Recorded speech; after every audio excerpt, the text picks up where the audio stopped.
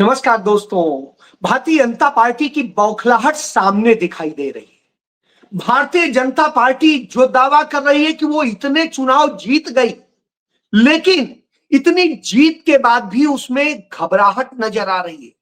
और घबराहट इस स्तर तक आ गई है कि नरेंद्र मोदी तमाम ड्रामे करते हैं और उस ड्रामे में उनकी सरकारों और उनकी पार्टी के नेताओं का एक अजीब सा, बिल्कुल जमूरापन दिखाई देता है। और जब यह सब दिखाई दे रहा हो, तब आकर के राहुल गांधी पर हमला बोला जाता है। राहुल गांधी जो यह सिर्फ बता देते हैं कि आप कोई काम नियम, कायदे, संवैधानिक दायित्वों के तहत नहीं कर रहे हैं, आप पूरी तरह से बेईमानी कर रहे हैं। आप सिर्फ चोरी कर सकते हैं, चाहे किसी के अपॉइंटमेंट का मामला हो, चाहे चुनाव चोरी करने का मामला हो, या संवैधानिक पदों की गरिमा चोरी करने का मामला हो। आप चुनी हुई सरकारों को चोरी करने की साजिश करते हैं और आप उन हर साजिश के असली सूत्रधार होते हैं। जब राहुल गांधी यह बता देते हैं, संवैधानिक पदों पर होती चोरियों को बता देते हैं, तो भाजपा बौखला जाती है। क्यों? क्योंकि भाजपा के पास आज कोई रणनीति नहीं। उनका फुलाया हुआ गुब्बारे वाला प्रधानमंत्री, उसकी हवा निकल चुकी है। और अब दुनिया जान रही है कि प्रधानमंत्री आज भारत का प्रधानमंत्री नहीं, वो एक चोरी का प्रधानमंत्री है। और चोरी का प्रधानमंत्री सिर्फ मस्खरी कर सकता है। जी हां, तभी शायद आज राहुल गांधी के ऊपर हमला बोलने भारतीय जनता पार्टी का एक वह सांसद उतार दिया जाता है जो खुद में अपने आप में उपहास का पात्र है। जी हां, वही पात्रा। और वो पात्रा कहता है कि राहुल गांधी, नेता प्रतिपक्ष राहुल गांधी ने 22 सालों में जो 54 विदेश यात्राएं की हैं, सिर्फ 54 विदेश यात्राएं की हैं, उन पर 60 करोड़ रुपया खर्च हुआ है। और वो 60 करोड़ रुपया आखिर राहुल गांधी कहां से लाए? जी हां, बहुत अच्छी बात उसने कही। जब वो यह कहता है तो एक बात तो उसी की बात से साबित हो जाती है कि राहुल गांधी ने जितनी विदेश यात्राएं की हैं, वो कहीं देश के धन से, देश के नागरिकों के चोरी किए हुए धन से, या उनके गाढ़ी कमाई जो टैक्स में जाती है, उस कमाई से उन्होंने यात्रा नहीं की है। यह यात्रा सरकारी धन से नहीं हुई है। यह यात्रा राहुल गांधी के, उनके या उनकी पार्टी के ही फंड से हुई होगी, कहीं और से नहीं हुई होगी।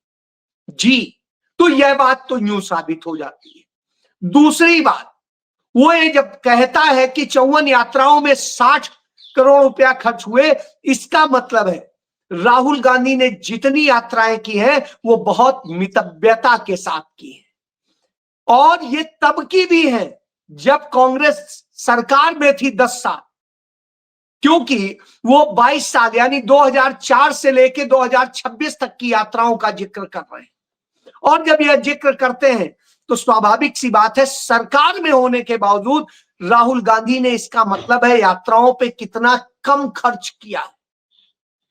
और जब यह कम खर्च किया है तो स्वाभाविक सी बात है, इस पे बात होनी चाहिए कि राहुल गांधी, इसका मतलब महात्मा गांधी के उस विचार से प्रेरित है जो सीमित खर्च की बात करते थे, जो कहते थे सादा जीवन उच्च विचार।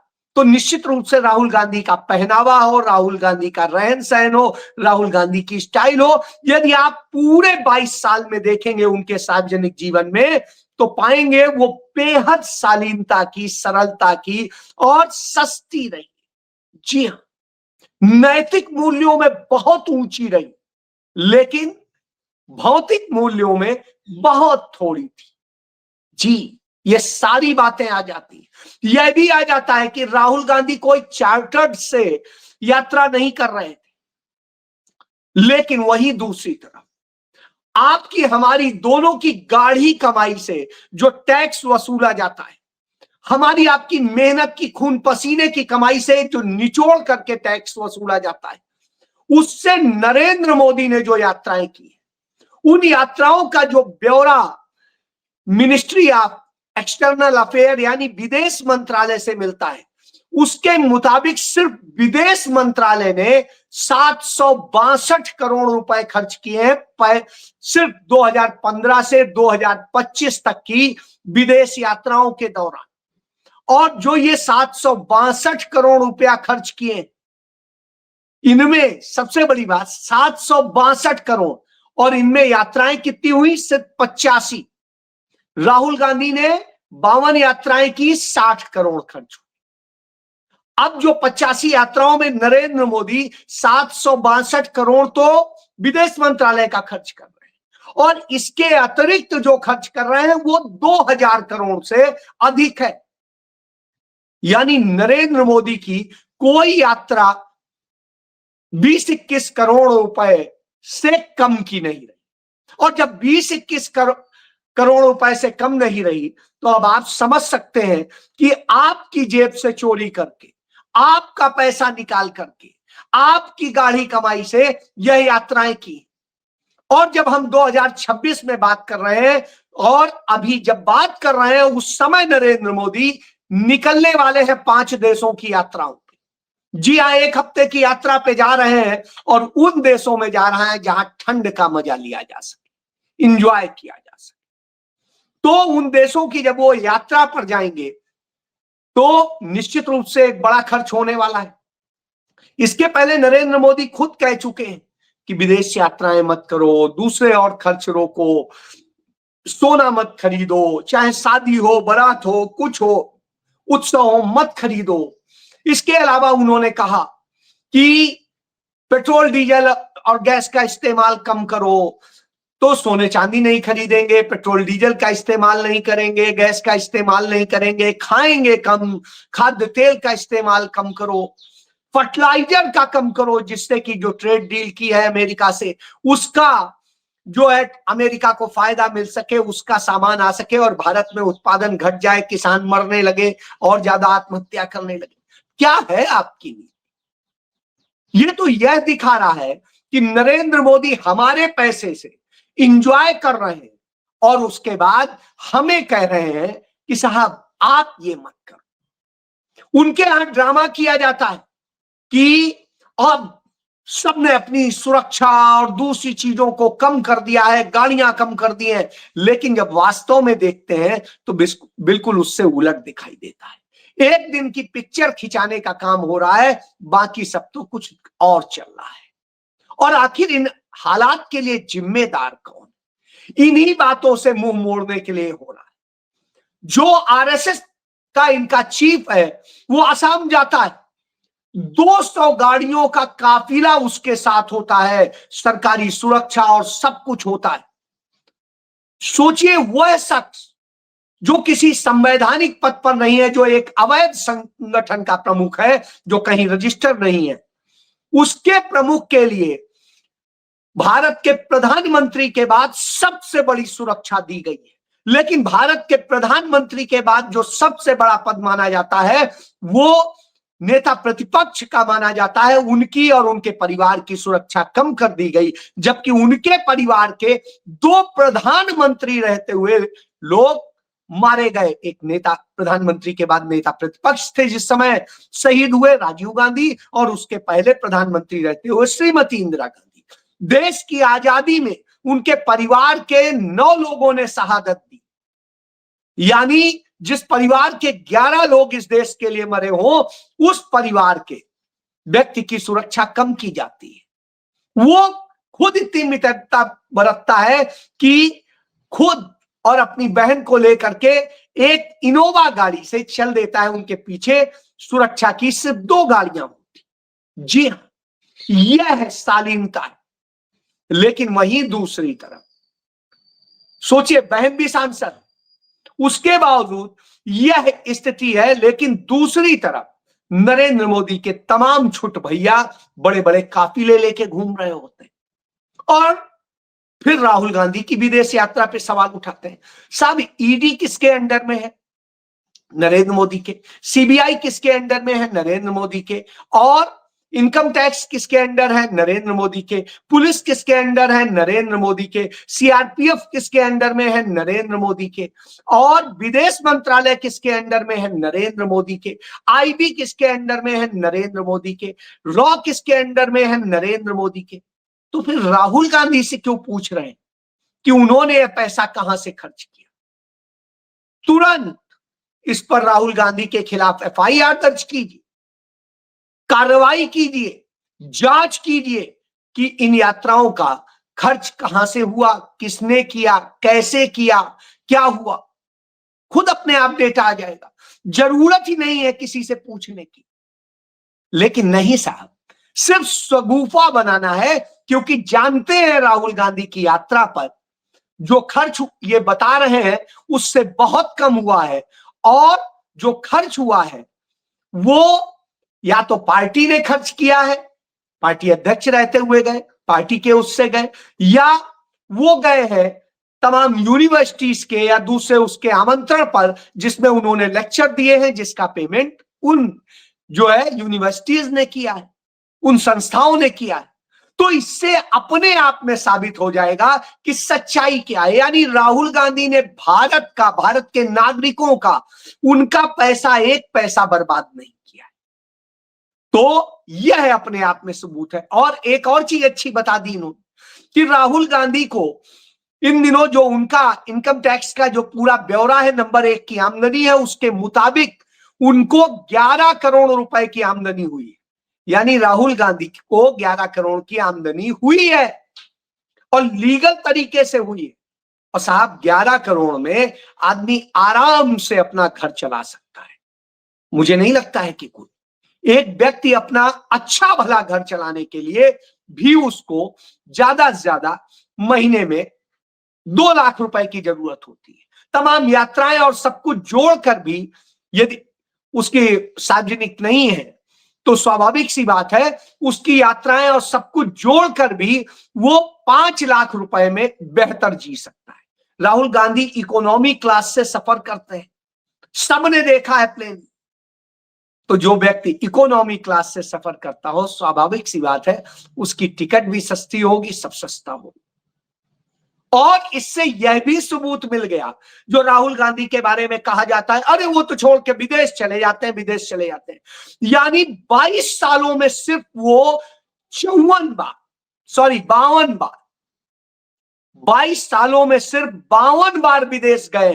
तो जो लोग बदनाम करते थे उन्हें यह समझ लेना चाहिए कि राहुल गांधी कितने बार विदेश गए। तो जो ये बदनाम करने की साजिश होती थी वह भी अपने आप में सबूत है। यानी एक साल में औसतन वो 3 बार भी नहीं गए।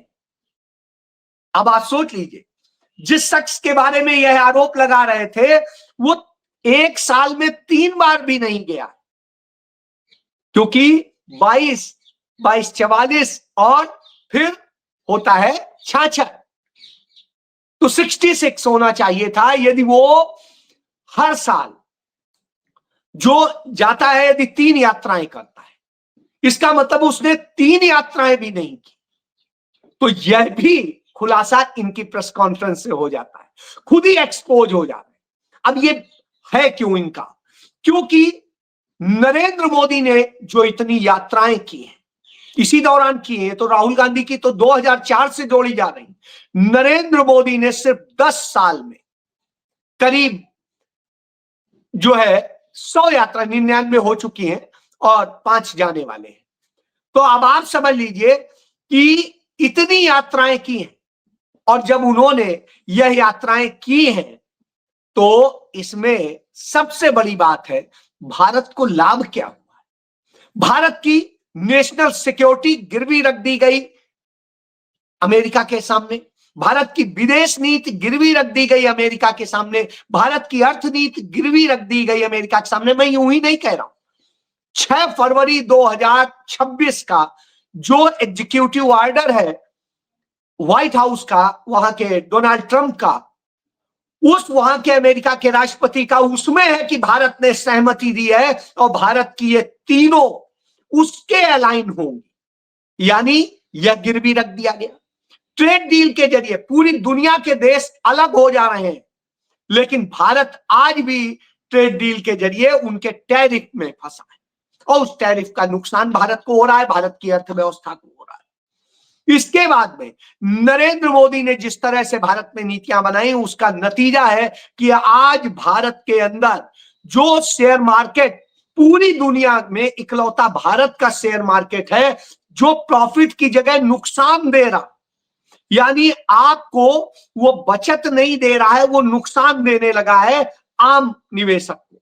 वो सिर्फ फायदा दे रहा है नरेंद्र मोदी के अपने चहेते लोगों को, से सबको वो नुकसान दे रहा है। 7.5% के करीब नुकसान उठाना पड़ रहा है। ये आप देखिए, डेटा देख लीजिए, पूरी दुनिया का डेटा है ये। भारत दुनिया में सबसे पीछे, एक साल का ये रिटर्न है। भारत में 7 से 10% माइनस पे है, जबकि दुनिया के जितने देश हैं हर देश फायदे में। तो जब हर देश फायदे में है तो भारत नुकसान में है। और भारत की सरकार ने जो किया है वो क्या किया है, भारत के नागरिकों को टैक्स में फंसा दिया। शेयर बाजार में निवेश करेंगे तो 20% टैक्स, ऊपर से स्टेट टैक्स। सोना खरीदेंगे अब तो 15% टैरिफ, 10% कस्टम ड्यूटी और 5% अदर्स टैक्स। तो इस तरह से है। इसके बाद में प्रॉपर्टी में निवेश करेंगे तो 9% रजिस्ट्री टैक्स, 2% रजिस्ट्री फी, और फिर बेचते वक्त 12.5% आपको कैपिटल गेन टैक्स। इसी तरीके से क्रिप्टो में यदि आप निवेश करेंगे तो 1% TDS और 30% आपको टैक्स देना पड़ेगा। इसके बाद भी वो रेगुलेट नहीं है। तो यानी आपकी आमदनी नहीं बढ़नी है और जो आपका है उससे कैसे सरकार लूट ले, यह कर रही है। तो भारत की कूटनीति फेल हो गई, भारत की विदेश नीति फेल हो गई कि आज हमारे साथ ऑपरेशन सिंदूर हुआ था, एक देश नहीं खड़ा हुआ, सभी देश हमारे खिलाफ थे। और अभी जब हुआ तो भारत का कोई सम्मान नहीं रह गया, भारत को कहीं किसी भी अंतरराष्ट्रीय मसले में महत्वपूर्ण स्थान नहीं दिया गया। भारत का सिर्फ यूज किया जा रहा है, यूज एंड थ्रो की तरह से। अमेरिका का राष्ट्रपति चाइना गया हुआ है और चाइना के साथ में वो झुक रहा है, लेकिन भारत को झुका रहा है। पाकिस्तान को भी वो नहीं झुका रहा है, भारत को झुका रहा है। और पाकिस्तान को हर तरह से लाभ हो रहा है। इधर आप देखिए, भारत की तो इससे सुरक्षा भी खतरे में और सब कुछ, जबकि हम अमेरिका के आदेश का पालन कर रहे हैं। ये बात मैं नहीं कह रहा हूं, खुद बीजेपी नेता ने जाके अमेरिका में कही कि हम हर आदेश का पालन करते हैं, और बताइए हम कैसे आपको खुश करें। तो यानी खुश करने के बहाने ढूंढ रहे हैं। इसलिए फ्रस्ट्रेशन है, इसलिए फ्रस्ट्रेशन है कि ये चाह रहे थे केरल और तमिलनाडु की सरकार को भी ये अपने कब्जे में ले लेंगे, तो नहीं कर पाए। तमिलनाडु में राहुल गांधी ने अपनी कूटनीति के जरिए जो खेल किया और उसका नतीजा ये हुआ कि वहां पर टीवी की सेकुलर सरकार बन गई, इन्हें परेशानी हो गई। और केरल में ये इसी तरह बवाल कराना चाहते थे, लेकिन राहुल गांधी ने जो डिसीजन लिया और केसी वेणुगोपाल ने जो त्याग किया, उसका नतीजा ये हुआ कि कांग्रेस ने वहां वीडी सतीशन को मुख्यमंत्री बनाने का कर दिया। तो इससे भी इन्हें झटका लग गया कि दो जगह तो कांग्रेस आई गई किसी न किसी तरीके से। और इसके बाद तीसरी जो ये कर रहे थे कि नफरत फैलाने का काम कर रहे थे, उस कर्नाटक में जहां कांग्रेस की सरकार है, तो वहां कांग्रेस ने एक नियम बना दिया। ये आप देखिए, कर्नाटक में सर्वधर्म समभाव का एक नियम बना दिया कि कर्नाटक में चाहे जनेऊ होगा, चाहे पगड़ी होगी, सरदार की पद हो या राजस्थान की पगड़ी हो या और कहीं, ये और इसके साथ साथ हिजाब, तीनों चीजें सार्वजनिक स्कूल, कॉलेज या कहीं पर भी कार्यस्थल में लोग पहन के जाएंगे तो उसे रोका नहीं जा सकेगा। यानी सर्वधर्म की इच्छा का पालन करने का उन्होंने कर दिया। और यह भी साबित कर दिया कि नरेंद्र मोदी ने इस देश की संवैधानिक संस्थाओं को कठपुतली बना लिया है, पिंजरे का तोता, रबर स्टाम्प। तो जब यह सब हो जाता है तो भाजपा की बौखलाहट साफ नजर आती है। इसीलिए यह स्थिति हो रही है। तो भारत की यह बर्बाद होती अर्थव्यवस्था पर बात नहीं है, दूसरे संकटों पर बात नहीं है, बात है राहुल गांधी की यात्रा पर। यह ड्रामा है। तो अब आप समझ लीजिए।